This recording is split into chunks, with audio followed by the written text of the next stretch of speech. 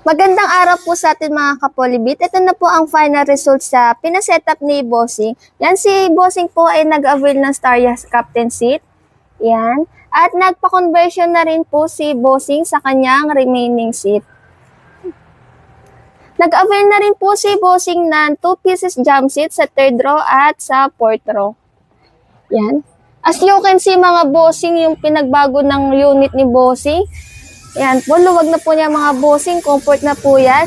Si Starya captain seat mga Bossing, dual armrest with install at nare-recline po yan mga Bossing, brand new na rin po yan.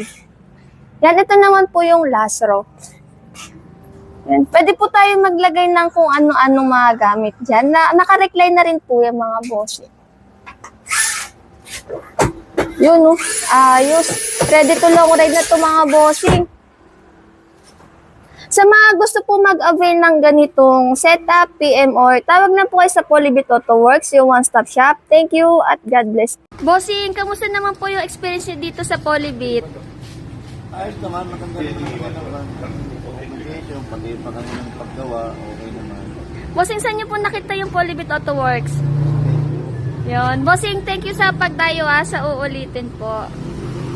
Started in 2016, still riding strong. Polybit Auto Works, you can't go wrong.